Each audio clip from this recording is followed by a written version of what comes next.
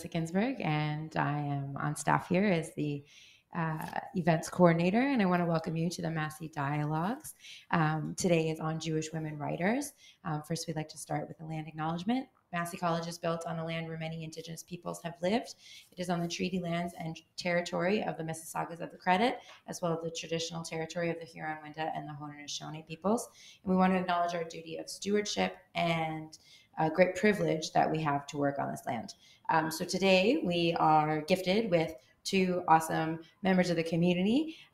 First, we have Ruth Panofsky, is our 2023-2024 visiting scholar at Massey College. She's a professor of English at Toronto Metropolitan University, where she teaches courses on Canadian Jewish literature and Holocaust literature. Her research focuses on Canadian Jewish women writers, and her publications include a monograph on the novelist Adele Wiseman, a critical edition of the collected poems Miriam Waddington, and the 2-volume anthology, The New Spice Box. And we also have a junior fellow, Marissa Herzig. She's a second-year English PhD student at the University of Toronto, whose research focuses on the non-human in Jewish folklore. She received her undergraduate degree at the University of Pittsburgh, where she triple majored in English, French, and history, and minored in Jewish studies and Korean, and her master's in English literature from the University of Virginia, where she specialized on environmental humanities. At the University of Toronto, she's a junior fellow at Massey and part of the Jewish Studies and Diaspora and Transnational Studies collaborative programs. So I'm going to pass it over to the two of you. Thank you. Thanks. Thank you so much, Alyssa, and hello everyone. Thank you so much for coming. I am so excited to welcome you all here today to hear about some amazing writers. You will walk away with so many recommendations. I just wanted to begin by thanking you all for coming here and to give an idea of some of our goals today. So this is very much inspired by our personal research and also very much by the desire that Jewish literature should not be known by just men like Isaac Bashevis Singer, Sholem Aleichem, and Chaim Potok, as wonderful as they all are. So we want to give voice and celebrate these amazing authors, and Ruth will begin by talking about 4 Canadian Jewish women authors, and then I will talk about 4 American Jewish women authors. And then we're going to interview each other very casually for 5 to 10 minutes, and then we're going to open the floor up for questions from you all. So without further ado, here's Ruth. Thank you. Thanks so much, Marissa. Thank you all for being here. So I'm the Canadianist here. One of my areas of specialization is, as Marissa mentioned, Canadian Jewish women writers. When I came to that subject, I knew about Mordechai Richler, right? We all know about Mordechai Richler. He tends to overshadow the landscape still, I would argue, when we think about Canadian Jewish writing. And in fact, there were many, many writers, and there are many writers now that have achieved prominence and really are deserving of recognition. One of his contemporaries, Richler's contemporaries, was a woman named Adele Wiseman that some of you might know.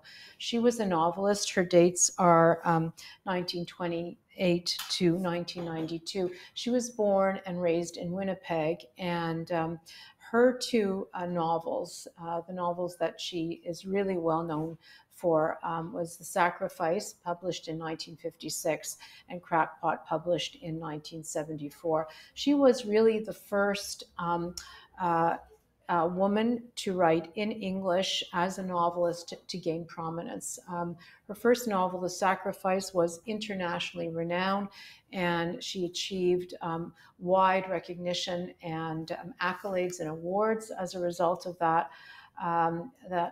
success. And it was a traditional novel that really took her back to her family's Ukrainian roots that she explored.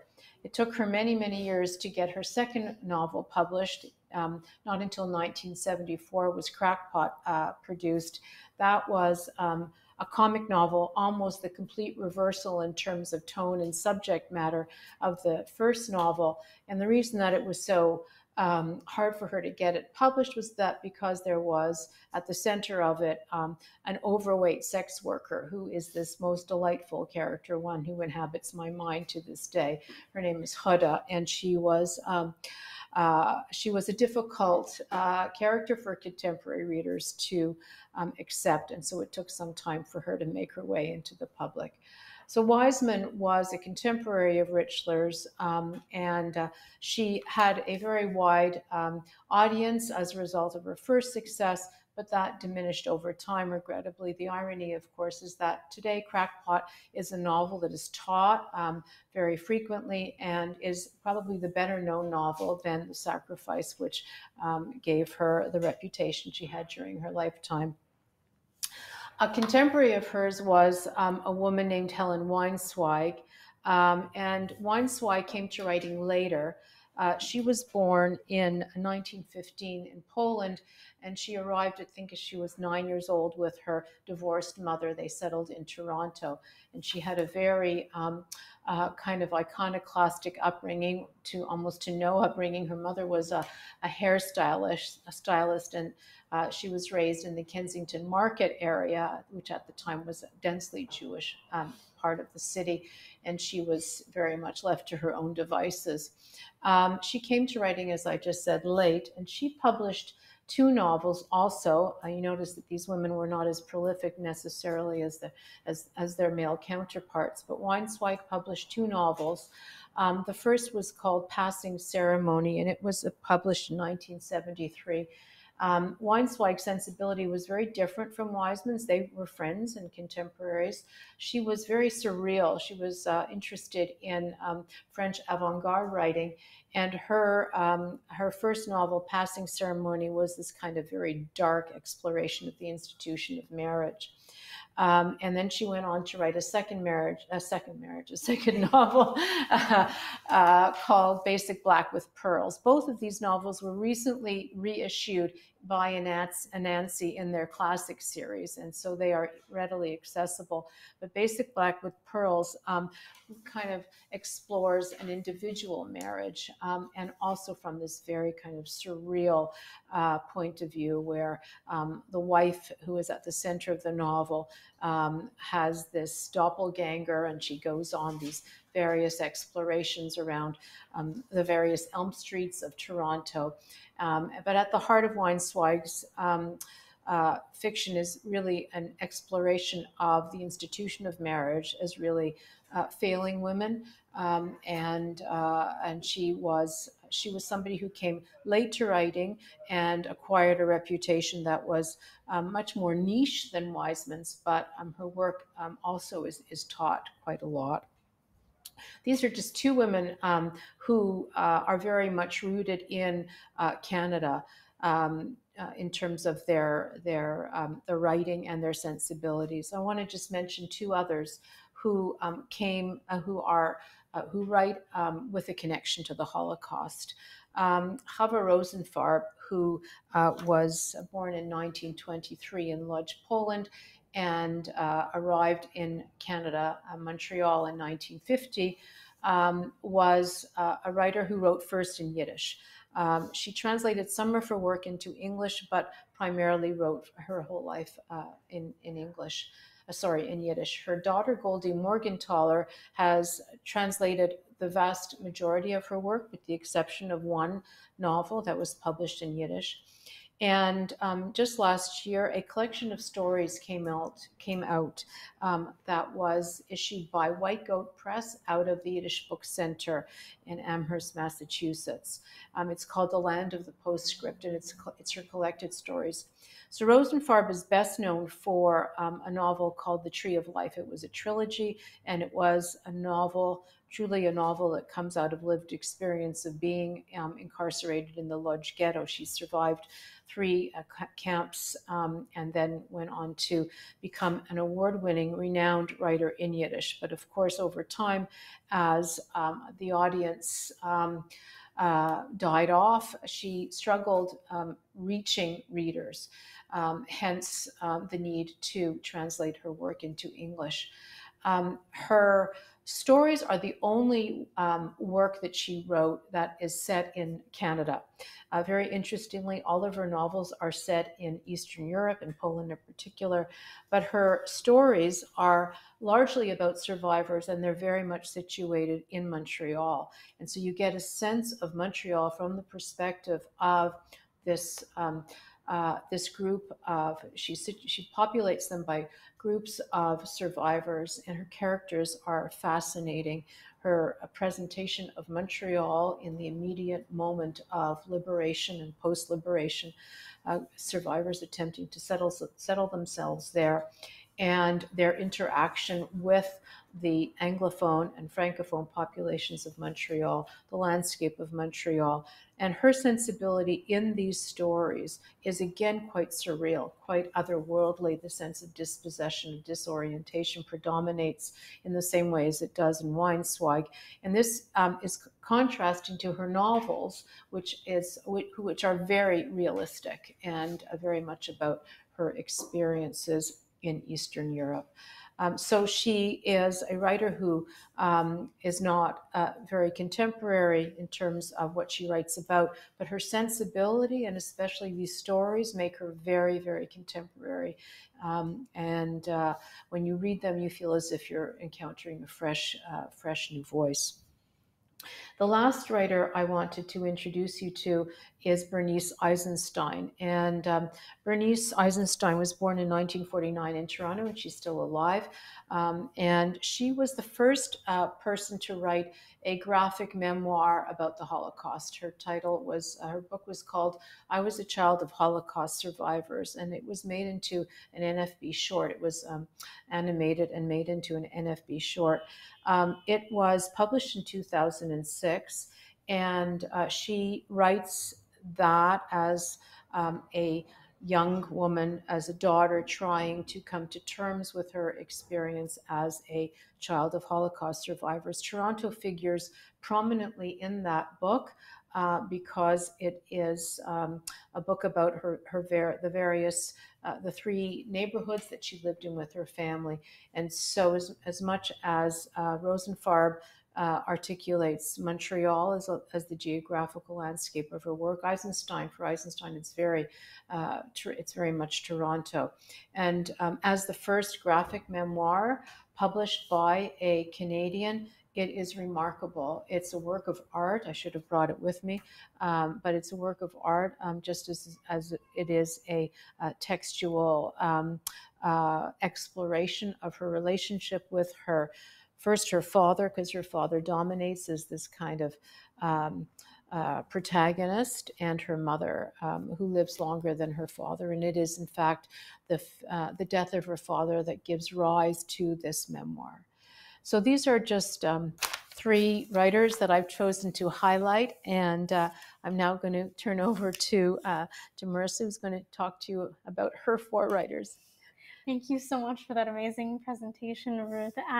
So I have two writers from the 20th century and two from the 21st as well. So I'm going to basically give a brief bio for each of the authors. And then I also have attached an excerpt from each of the authors' works just to give you a little taste of their style and what they're like kind of on the ground. So in terms of Celia Drapkin, she's the first author who I have. And she was born in Belarus in 1887. And she moved to New York City in 1912 with her husband, and she had many children, only 5 of whom survived. And she died in 1956. So only one collection of poetry of hers was published in her time. It was titled In Hasten Wind. And actually on the next slide, you can see a picture of her, and that's one of the poems that she's very famous for. It's called Die Zirkusdame, and so it literally translates to like the circus lady. It can also be translated as the acrobat. It's a little bit blurry there, but actually on the next slide I have it in one of the main translations in English. And so she's often criticized for being a quote-unquote heart poet, and I'll get into some of the criticisms that male contemporaries had with her at her time, but she's critiqued for being overly erotic, for being overly embodied, for her violence, for her sexual themes. And as you can see from the actual poem itself, she is quite transgressive for her time period. So I'll just read aloud this poem for you because, as a reminder, this is 1935 that this is published. So, I am a circus lady and dance among the daggers, set in the arena with their points erect. My swaying lissom body avoids a death by falling, barely touching the dagger blades. Holding their breaths, people are staring at my dancing, and someone sends a prayer to God for me. Before my eyes, the points gleam, fiery, in a circle, and no one knows how the falling calls to me. I grow tired dancing among you, daggers of cold steel. I want my blood to heat you through and through. You, unsheathed points, I want to fall on you. So as you can see, there is a lot of erotic imagery here. There's these image of knives, very violent here, that she's also criticized for. And in the Yiddish itself, there are these words that are similarly with the double entendre, like erect as well. So that's to say that that's the kind of teaser for Celia Drapkin. My second author who I'm really interested in is Bluma Lempel, who was born in what is now Ukraine in 1907. She passed away in 1999. She immigrated to Paris in 1929, but fled with her family right before the Second World War. And this is, she was widely published, but this is the first kind of volume that compiles the first English language translation of her Yiddish short stories, and it's a really great collection. And as you can see from the title in this, she is often criticized for incest, among others, in her work. Even her other short stories that are included this, like The Invented Brother and Cousin Claude, also have themes of incest, rape, queer desire. And so I put her and Celia Drapkin also to show that there's this image, I think, specifically in America of the 1950s housewife. And I just wanted to put these out there that Yiddish writers are not really indicative of this stereotype. And so I have here in the next slide actually just the beginning of one of her short stories called Pastoral. And it begins, the poet may claim that April is the cruelest month, but for me the cruelest of all is October. In October we turn back the clock and the days grow shorter, the nights longer. Winter waits by the door, sharpening its teeth. Soon it will bite into the innocent pansies and proud chrysanthemums, hunt down the late-blooming rosebush that clings to the wall and crush it in the mud. Meanwhile, the flowers keep on flirting with the pale sun, soaking up the rays as if imbibing an elixir of eternal youth. Absorbed in their personal song of songs, they're unaware that the beginning of the end. They don't see the falling leaves, the trees stripped bare, the unavoidable fate that looms ahead. That's just to say that she's not exactly an optimistic poet. And this is one of, again, her least explicitly graphic stories. And so then my third author, we're going to the 21st century, is Veronica Chenoz. As you can see from her first book on the left, she is an academic as well as a creative writer. She's a professor of English at CUNY, actually, in Queens College, and she won a Nebula Award for her short story, Burning Girls. And she has really fun titles for her short stories, like Emma Goldman Takes Tea with Baba Yaga. And it's just to say that she's a really, really interesting author, and I very much look forward to her future work. And on the next slide, actually, we see the beginning of her short story, Burning Girls. In America, they don't let you burn. My mother told me that. When we came to America, we brought anger and socialism and hunger. We also brought our demons. And so it's to say that she's very famous for playing with themes of the supernatural. Burning Girls is another kind of common term for the Dybbuk, and so all of her short stories throughout this kind of play with some themes of possession, and one story in particular actually deconstructs the folktale of the 12 dancing princesses by centering women's mental health, actually. And so that's just to say she's a really fantastic author, and I will get more into some of it in Q&A. But for my final author that I wanted to talk about is the most recent one, is Jenna Rose Nethercott. She's a writer and a folklorist. She works for the podcast Lore, actually. She lives in Vermont, and her first book, which is a book-length poem, won the winner of National Poetry Series. And Thistlefoot was just published in 2022, and it is actually a Baba Yaga retelling. So for those of you who don't know Baba Yaga, she's kind of the classic villain in Eastern European folklore. She's a witch, she lives in the woods, and she has a house with chicken feet that can move. And so she's fantastic. And so Thistlefoot is the name of Baba Yaga's house in this story. And so it's just to say that she does a really fantastic job where she brings in these descendants of Baba Yaga who inherit this house, and they bring to life golems and puppets, and they have a Dybbuk chasing after them, and it's a really, I really recommend Thistlefoot a lot. And her most recent book actually just came out 2 months ago, and this is kind of a collage and scrapbook. It's kind of marketed as short fiction, but it has some really fun, like, encyclopedic entries that she makes up as well about beasts as well. So all of those works are fantastic, but I'm going to read you a long excerpt in the next slide from Thistlefoot, so forgive me, but I wanted to read this to you because she, I think, does such a perfect encapsulation of bringing the style of oral folktales to the written. And so this excerpt is from Thistlefoot itself, the house, and it's around, I think, the third or fourth rendition of what it's saying its origin is. So it's giving multiple origin stories, which is very Genesis-like. But it's just to say that it begins in this kind of Sholem Aleichem-esque narrator, very talkative, saying, I have heard you have been inquiring after me at the synagogue, at the pharmacy, at the town hall, asking if you can trust what I tell you. Bah, trust. It is a meaningless word, precious only to kibitzers who think all business is their business. I reserve the right to lie to you outright and often, and we must make use of our rights, lest they vanish from neglect. So perhaps I was not born from a hen. Have you heard of this one, then? There was a forest of old-growth pines, the canopy above so thick no light showed through. Then the lumbermen came. The lumbermen were dressed as soldiers. I say this as a caution to remind you that I tell a story and not a fact. In a story where man intends harm, he always arrived dressed as a soldier, whether he is a soldier or not. The lumbermen found the tallest tree in the forest, and they lifted their great saws to its belly like they were butchering a hog. The tree fell. There was a family of crows living within that great pine. Then the tree fell, the birds were killed. Their ghosts tried to fly out, but got caught in the trunk, squawking. The wood was cut and planed and stacked. It was sold for a fair price to a woman and her 2 daughters, who used it to build a house. But all the while, the crows' ghosts flapped inside the lumber, spoiling workmen's nails with their beaks, rotting the boards with dung, sickening the men who coughed up feathers in their sleep. Many quit, others grew too ill or frightened to work. But at last, after many months, the house was complete. From the floor, 2 birds' feet erupted. I was born running, already knowing how it feels to die.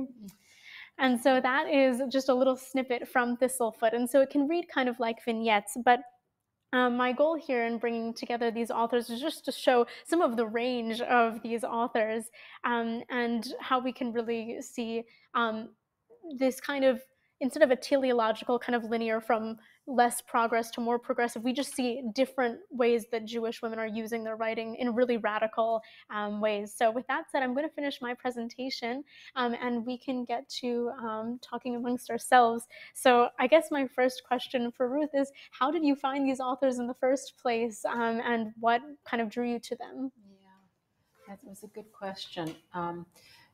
When I started trying to find some Canadian Jewish women writers when I was doing graduate work many, many years ago, because they were unknown to me. Even in high school, where I was taught the work, I grew up in Montreal, so there was an attention being paid to Jewish writers of the city. Women were excluded. And so I started hunting around and came upon the poems of Miriam Waddington, whose work I went on to study. And I was really looking for a place that I could kind of find myself reflected in the material. It wasn't available to me. And so I really started hunting for it. Found Waddington, whose poetry was really remarkable. Her dates, I think, are 1917 to 2001 or something like that. Don't quote me. But her poetry, she wrote over an entire lifetime. She wrote remarkable poetry about her experience as a Jewish Canadian woman. She too was born and raised in Winnipeg, and she was a friend and contemporaries of Wiseman. She knew Weinsweig. So it was first Waddington who really showed me that there was a response by Canadian Jewish women that existed alongside Richler primarily, and A.M. Klein, who was a very well-known poet in Montreal. And then it just kept blossoming. I discovered the novels of Adele Wiseman, and it was I really decided to write about Wiseman. And I have a secondary area of scholarship, which is Canadian publishing history. And what happened is, as I was working on Wiseman, I became fascinated in the publishing side of her career, like how her work actually came to the public and the kind of support that she got from editors and agents and publishers. And so that led me to it gave me the opportunity to bring together these two areas of scholarship. And so I somehow have managed to combine these two unlikely streams, and I continue to expand my interest and my research in Jewish Canadian. One of the things that I've done recently is I've written an introduction to a co-edited special issue of Canadian Jewish Studies on Canadian Holocaust literature. Remarkably, to my mind, it's a field that's really, really not done. It's completely new in Canada, whereas in the US, it's almost overdone. So it's remarkable how behind we are in that regard. So that's what I'm working on now. And so your turn then, Marissa. What brought you to the work that you're doing? Yeah, and mine kind of was a bit different between the 20th and 21st century authors, because I started learning Yiddish nearly 2 years ago at YIVO's Institute for Jewish Research in New York City. And it was there that I was taking a class titled What We Talk About When We Talk About Love in Yiddish, which is quite a long title. And Celia Drapkin and Bluma Lempel, both of the works that I mentioned, Oedipus in Brooklyn and Die Zirkusdame, were taught in that class, actually. And very much because I think this kind of medieval Christian image of like the knight chivalrically looking at the lady from afar is not what we find in Yiddish literature in representing love. And then similarly, both texts actually were taught again in a class that I took this past fall by visiting scholar Anita Norwich, and the class was about desire in Yiddish literature, which is again just kind of talking about the unique ways in which Yiddish kind of deals with romantic and familial and platonic relationships. So I came to the 20th century authors through Yiddish, and for the 21st century authors, it's because of my thesis work, actually, which is on the non-human in Jewish folklore, and really looking at 21st century Jewish women American authors and how they're interacting with the figure of the non-human. And so I actually knew about both of the books before they came out, and I was waiting with bated breath for them to come out. And so now I'm just kind of waiting with more bated breath for them to publish more so I can read and write more. So That's yeah. terrific. That's right. So I do want to say, before I ask you the next question, that there was a correspondence between Chava Rosenfarb and Bluma Lempel. Mm-hmm. And this is part of like one of the things that's really interesting about Jewish women writers is networking. Rosenfarb felt very alienated when she was living in Montreal, and she was reading Lempel's work, and she wrote to Lempel, and they developed this correspondence and a friendship over it. So and incest is something that Wiseman is interested in as well. And I think the correspondences are actually some of the written letters that they have back and forth are available at the Fisher Rare Book Library across the street, actually. Oh, yeah, in the Rosenfarb collection. Yes, yeah. Wow, yeah. Okay. So tell us first then about geography and place. How is it working in the works that you're studying, and is the U.S. central to this idea of space, either physically or metaphorically? Yeah, so the obvious low-hanging fruit that I will address is Oedipus in Brooklyn, just because it's in the title, but ironically, it's not set in Brooklyn, actually. It begins in Brooklyn, but 95% of the story is in Florida, of all places. And so for me, what strikes me about that is is just how nature is interacting with the story about incest, because there's a bit of a play on words there, because if incest is unnatural, then what is the nature doing in Bluma Lempel's work? And the answer is that in Florida, whereas the sexual interactions in Bluma Lempel's work, they're not sentimentalized, they're not written with a lot of necessarily like flowery style, but to use the pun of flowery style, the nature is written almost fetishized. It is really, really, it is lush. It is like a huge part of the story and the landscape. And so the question is, how can such terrible things happen when there's such beautiful kind of Edenic paradise about, but it's also kind of this irreconcilable question that ends, and sorry, spoiler alert, but with Oedipus's mother Sylvia, in this case, dying very brutally in nature. And so it's kind of a question of, is the sea in this case, or nature, kind of taking revenge on this unnatural thing, and it's just more of a question of just what is nature and place not doing in the work, actually, because it's just so central to the work. But again, very subversive, because it could have been called Oedipus in Florida.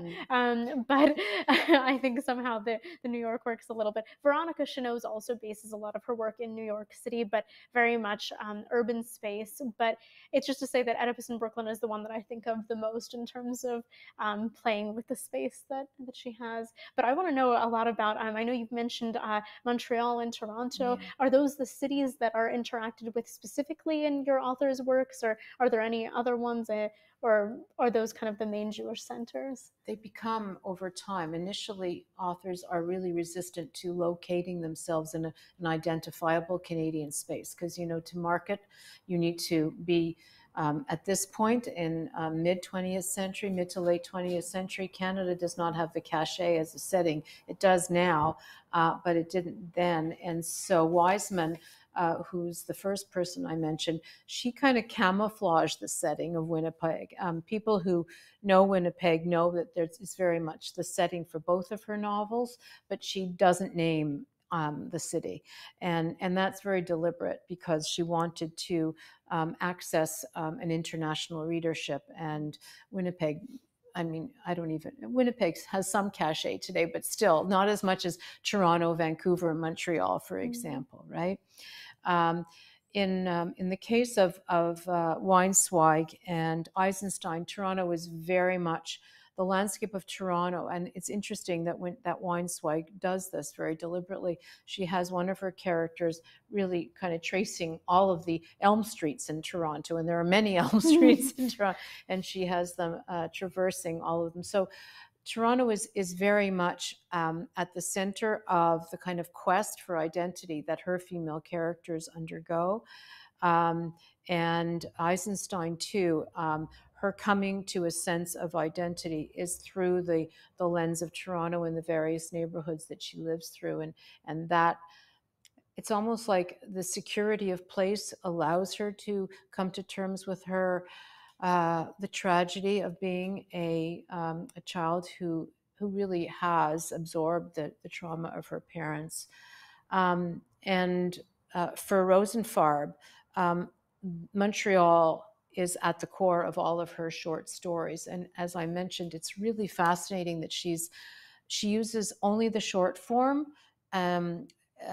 through which to kind of explore her new Canadian place. The long form doesn't work. Only that short, disruptive, fragmentary space suits her experience of Montreal, which was so completely different for her. Yeah. And then I guess kind of based on that question as well, because I'm curious to hear more about these authors, what exactly then in these specific places are gender politics doing? Like, not to kind of reduce someone to feminist or not feminist, but in terms of, I'm curious, some of the older writers as well, like, do you see any differences in how they engage with gender? Yeah, no, gender's at the core of it all. Even though Wiseman's first novel was very traditional in terms of centering this Orthodox Jewish man he was the main protagonist, the presence of women in traditional and less traditional ways, really point to the kind of complexity of relationships and positioning of women and men within this insular community.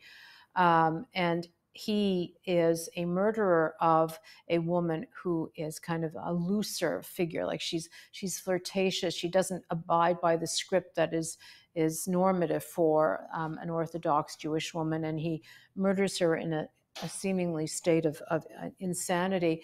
And then for the second novel, she comes back to this figure of this kind of sexually open woman, and she makes her the center of the novel, and she dominates with this larger than life, absolute compassionate. She becomes basically the figure who holds the whole community together. And she also, this is a giveaway, she gives away a son because she has him unknowingly. She gives him to, she doesn't realize she's pregnant because she's so young. She gives him up to the Jewish orphanage, and then he becomes a client later on, and she recognizes him by his navel because she delivered him by herself, and this navel is protruding.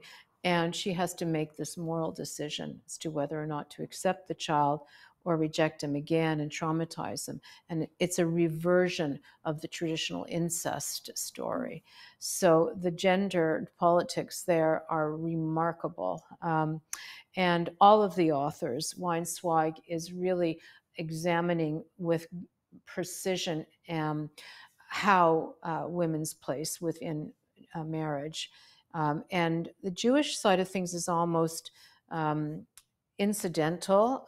It's there floating around the borders of the relationships, but women are so disempowered within her understanding of how marriage works. And Rosenfarb is very interested in the differing gender positions of survivors. And, to look at the experience of the survivor through a gendered lens is still a relatively newish way. I mean, it is ongoing for some time now, but it has taken a very long time for scholarship, for example, to look at the experience of women survivors as different from that of men. The male experience was perceived as normative and dominant, and she makes a point of really examining the difference in experience between men and women. And Eisenstein writes as a daughter. Like for her, it's the daughter's experience in relation to the father, and then in relation to the mother. Very different, very, very different. But and also her father was a very kind of masculine, traditionally masculine figure who loved Westerns. And so she presents him as this kind of gun-toting cowboy under the gates of Auschwitz, as if he's going to protect her and liberate everybody. And so there are all of these nuanced, complicated representations of gender and gender expectations. Yeah, really quite subversive. Yeah. So what about gender and feminist politics in the works that you're studying? Yeah, I'm just so wowed by your amazing depth for your authors. But I think, to return kind of briefly to some of the criticism of Celia Dravkin really quickly, I think there's a lot in her work, as you saw from her poetry, that would shock contemporary audiences. But I think my favorite of the contemporary reviews for her called her work Uninhibited Diary Jottings, which is a really interesting sort of look, because that, and being called a heart poet, to me shows that she is threatening patriarchal order.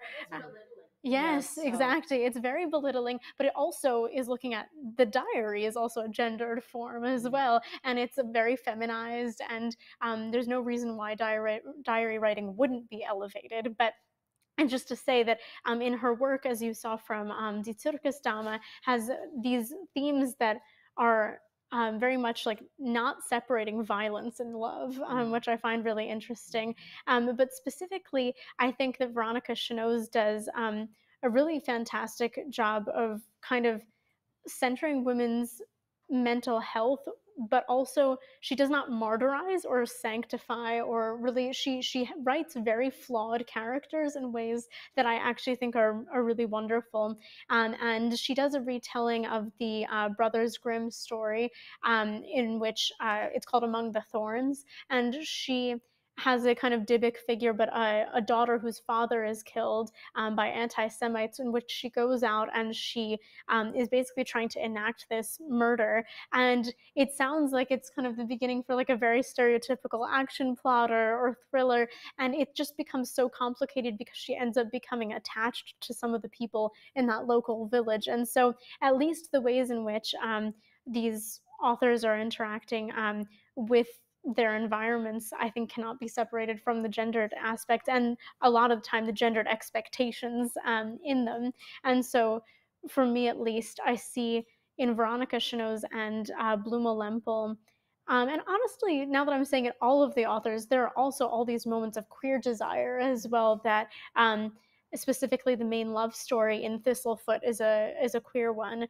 And I think that it's a really interesting turn, because I think in a lot of more patriarchal stories, women gain their humanity a lot of the time by marrying a man, and that's kind of their redemptive arc. And in Yiddish women writers, such as the first two, and in Jenna Rose Nethercott and Veronica Chenow's writing, the endings are not always happy, and they certainly may not end up with men if they end up with people at all. And so it's very much that. And even in the stories in which particularly Veronica Chenow's writes men, usually the perspective is really deconstructed throughout it, actually, and it is ending up centering women and their desires. So yeah. So you've been talking about the supernatural and the surreal. Can you want to elaborate on how that works in the authors you're talking about? Yeah, so I think, and perhaps what I find interestingly in terms of dovetailing our work together, is that I find a lot of the time with literature written by people who are marginalized post a very traumatic point of oppression, is that often you need supernatural language to begin to be able to write about the trauma that is there. And sometimes, even if you look at Toni Morrison's Beloved, like you really need to be able to stretch language and to kind of break free of some of those limitations. And sometimes one of the ways I think that authors really successfully begin to dig into these issues is through the supernatural. But I think another point of that is also just a question of who has a voice and who gets to speak, and not to create a binary or anything like that. But if we look at the Hebrew Bible, women are usually not named, and if they're named, they usually don't converse very much. And so a question for me also, in particularly Jenna Rose Nethercott's Thistlefoot, is what are the ways in which we can imagine and reimagine our world that gives respect and dignity to all people, and in that redefine who counts as a person in the first place. And so, for instance, nowadays there are all these scientists who are doing really great work about animal languages and even about how trees and fungi communicate. And what I see the work of these authors doing is imagining for ourselves, what if we took out the limitations that we as humans have? How can we imagine how this house can talk? You know, how these golems can speak? You know, what if it's not that the golem can't speak, but that we simply cannot understand the golem? And so for me, the question of the supernatural is very much one about praxis, and it's about, honestly, radical feminist thought. So, yeah, but I wanted to ask, are your authors, because I know you mentioned with Chava Rosenfarb in particular, is more realist in some of her works, but what is the supernatural doing in some of her short fiction? What, in general, with your authors, what is the supernatural doing, if anything? Yeah, in her short fiction, there is this overarching sense of the surreal, not so much the supernatural, but the kind of the otherworldly atmosphere in which her characters live day-to-day lives. So they live separate, they live a separate internal life from the external life, and that gives rise to this sense of complete dislocation, fragmentation, an inability to truly inhabit the day-to-day, and that is really, she achieved such a remarkable sense of what it was truly like to be completely radically dispossessed from what came before. It's almost as if in writing the way she does, she leaps over the gap from Europe to North America, and her characters, they cannot ever fill in this gap in between these two landscapes, and the gap becomes part of their sense of what it means to be survivors. So it's really a sense of the surreal, and things happen in their minds that seem real, but of course they aren't. And so that's the case there for Rosenfarb. Weinzweig is very interested in, she deploys surreal motifs. There are double characters.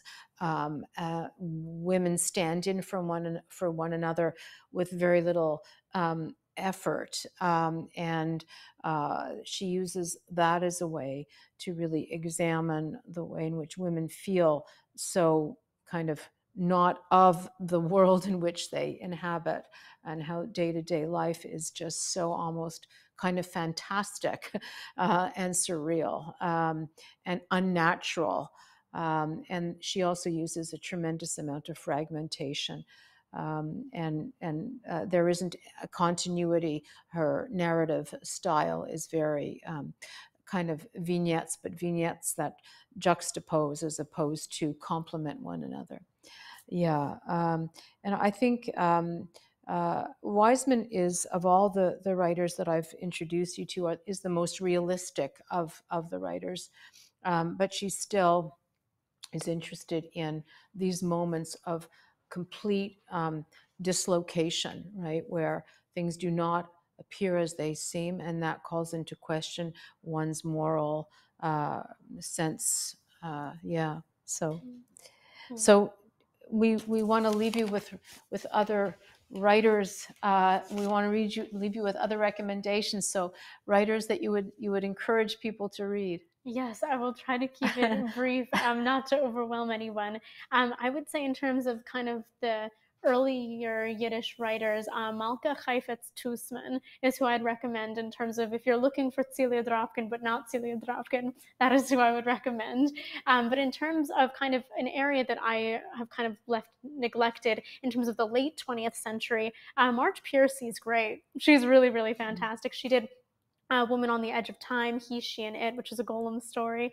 And then in terms of other contemporary Jewish women American writers, she's well known, but Naomi Novik is absolutely fantastic. She wrote Spinning Silver, which is a Rumpelstiltskin retelling, but in the context of anti-Semitic pogroms in Eastern Europe. So I really recommend Spinning Silver is just fantastic. Ava Reed is also another kind of up-and-coming writer, and she has 3 books, and the first of hers, The Wolf and the Woodsman, is also amazing. And then Rena Rossner did The Sisters of the Winterwood, which is a retelling of Christina Rossetti's The Goblin Market. So those are ones that I will leave you with. Sounds amazing. What about Wow. you, though? Well, I've mentioned Waddington as a poet, and I encourage you to discover her. She's a wonderful lyric poet. These are 20th century examples, and a writer who is so central to Toronto, but is not really known, is Shirley Fessler, Faessler. She wrote a whole bunch of stories that were set in Kensington Market, and they've been republished as The Basket of Apples. And her stories, she sounds like she's writing today. They are so remarkable. They're about a whole set of communities. Some of the stories overlap, they're linked, but her voice is remarkably transgressive and terrific. So A Basket of Apples. More recently, Lisa Richter, Richter, is a poet who's writing now, and she is terrific. She won a National Book Award for a book of poems that reimagines Margolin, and writes in her voice in English, and it really a remarkable poet, and her work is really worth looking at. And a couple of contemporary writers who are both poets and novelists, Ria Tregabov and Susan Glickman. Susan Glickman writes across several different forms. She's also an essayist. Her essays are terrific. So these are just some names. Yeah. That's amazing. I cannot wait to look them up later. So with that, we wanted to open up some questions from the audience. Any comments, questions? Yes, Cece. Actually, can you speak into the microphone just for the people online? Thank you. Oh, no problem. I'm wondering if you could maybe speak to both of you, like when authors might choose to erase their Jewishness in their work. Now, certain types of narratives, obviously Holocaust narratives, immigration, a lot of folklore, Jewishness has to be at the core of it.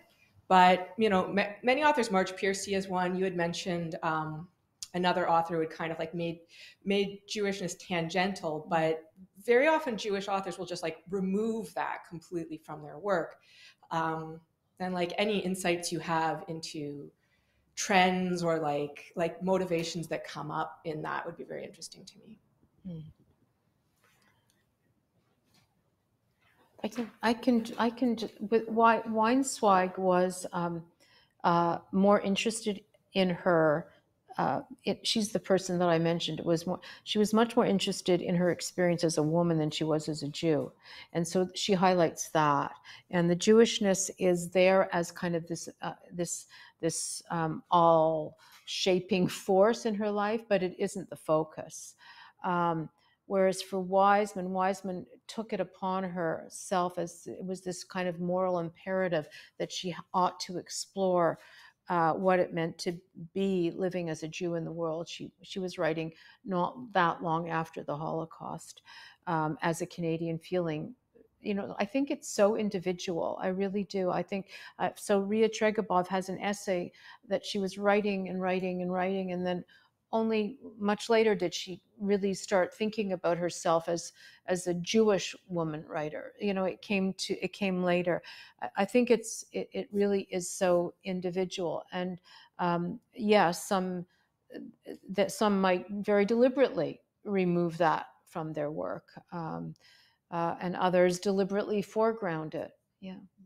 I think it's such a great question, one that I'm really trying to work through myself. And I think perhaps one way of nuancing and digging into the question, which I think is so relevant, is also, are we talking about the author, or are we talking about the work, or are we talking about both? Because my way of defining Jewish literature is not via the author, actually, in the sense that I think that if a text has enough Jewish themes in it, I don't care about the author's identity. I think it's Jewish literature. Whereas it becomes tricky because then if you have an author who is writing things that don't have any explicitly Jewish themes, is it still Jewish literature? Yeah. I don't know. It's a tricky one. I chose authors on this list who were Jewish. At least Veronica Chenoz and Jenna Rose Nethercott are specifically writing about Jewish themes.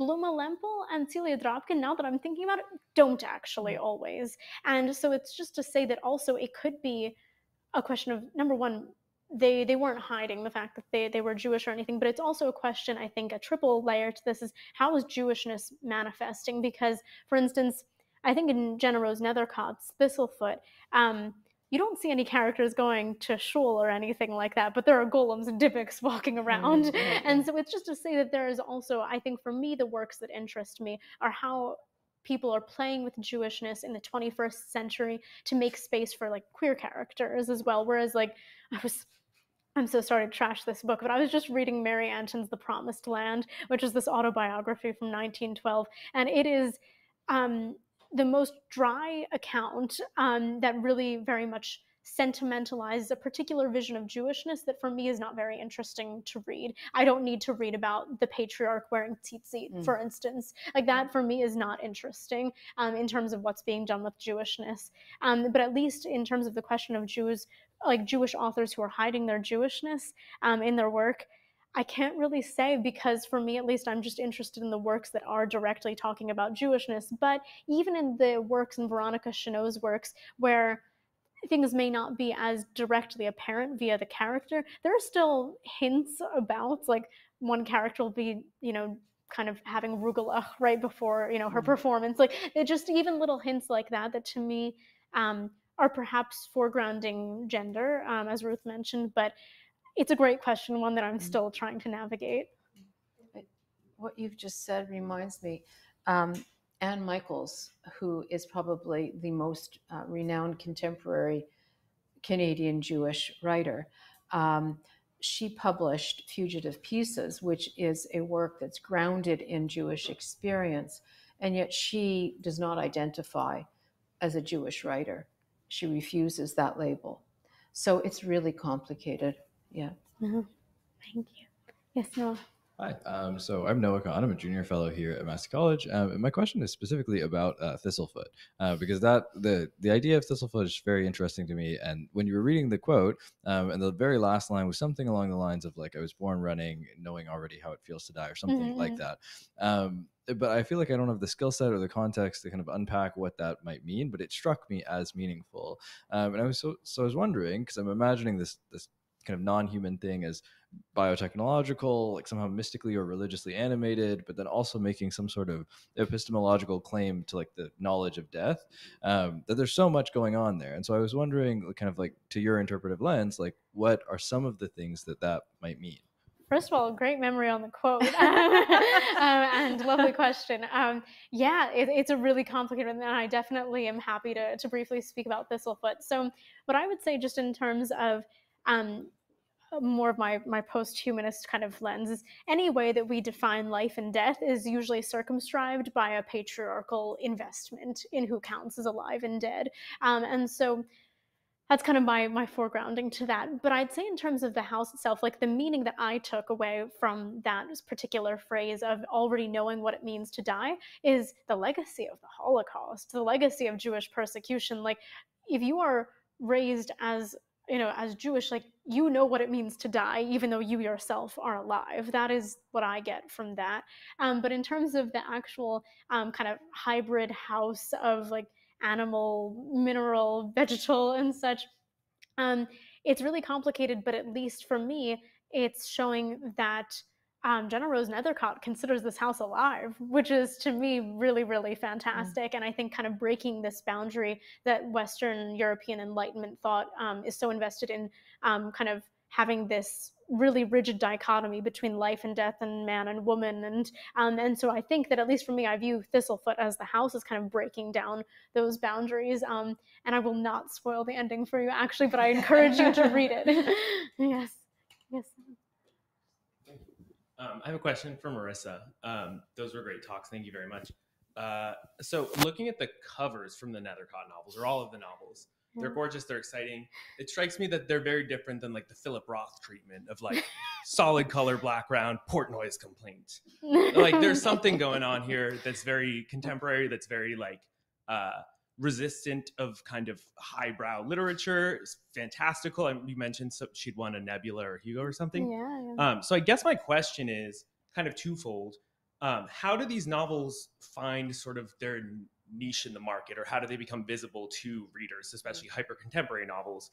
And then, perhaps more importantly, how do you see contemporary ideas about genre or publishing, or just general mindsets, as both shaping and limiting contemporary Jewish fiction? What a great question. And I can answer both of those questions with one answer, actually, which is just say that, yes, I'm so glad that you like the covers, and they're definitely not Philip Roth, for sure.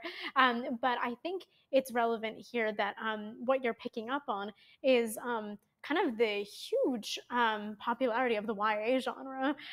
These books are not in, for the most part, the adult fantasy sections. I'm trying to think through, because with Celia Dropkin and Bluma Lempel, they're more realistic. They're in kind of their literature section, if they're in bookstores at all, which they should be. But in terms of the contemporary ones, with Veronica Chenot's in particular, and this is what struck me when I was reading it, is Burning Girls and Other Stories is marketed as YA, if not middle grade. And when I read it, I was like, this is adult fiction. Like, there is self-harm, there is suicide, like there are really, really, like there is sexual assault. And that's to say that the cover belies that. And it's just to say that I think, though, that it points that in terms of, I'll get to Nethercott and her beautiful covers, but to me, Burning Girls and Other Stories is, she is targeting it for the audience that she's writing for. She's not writing for middle-aged white men, like perhaps Philip Roth is, but it's just to say that her target is young women, and I think that, but also perhaps this is gesturing to your second question, YA as a genre is already very feminized, and if you look, like Sarah J. Maas is put in the YA and not in the adult, section as well. And it's just to say that these genres in general, I think, are very gendered, and YA is a more feminized genre, whether we like it or not. And I think that authors are tapping into that, saying, we want women to read these books, we're going to market it for that. And that kind of gets to Thistlefoot is a gorgeous book, as well as 50 Beasts Break Your Heart.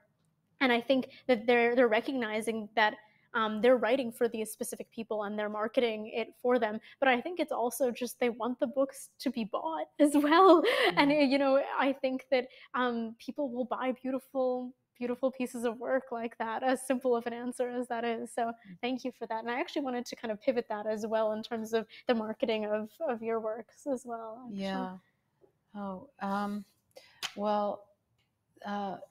The most recent of the works, Eisenstein's, that was published in 2006, and it is a very beautiful work. It's a work of art as much as it is a text. But then it was taken up by Anne-Marie Fleming and adapted as an animated short. And it is known, I think, almost as much for that short as it is for as a graphic. It's called a graphic memoir, but it incorporates watercoloring and that almost stand on their own. So there is the publication of that was really tapping into the genre of the graphic Holocaust memoir, but also really laying new ground in terms of it's very much kind of breaking away from I think of Eisenstein in conjunction with Miriam Caton. I don't know if any of you know Miriam Caton's memoirs. She's an American, published We Are on Our Own and Letting It Go. And she too, her first book is very much graphic memoirist, very much within the norm of panels and gutters. And then with Letting It Go, she just breaks it all up and she uses tons of color and she's all over the page. And then Eisenstein does something even more different, very heavily text, but then interjects all these beautiful images. And so, she's really working within that mode, but also doing her own thing. Yeah. So, and as the first Canadian such work to be marketed that way, there was a real excitement around it, and also a sense of the innovation. And Rosenfarb's stories were just published. They were first published. Here's the sad story. They were first published in a selected form by Cormorant Press. Cormorant Press let it go out of print. And then the collected stories were published by White Goat Press out of the Yiddish Book Center in the U.S. And I think it's probably going to do much, much better within that context. So there are problems in Canada in terms of there isn't the market for Jewish writers that there is in the States, and not just Jewish writers, but writing about Jewish subjects. There is not the market for it as there is here, as there is in the U.S. Yeah. Thank you. I'm going to end this and take questions afterwards, but I thank you all so much again. Thank you, Ruth, for your amazing presentation. Thank you.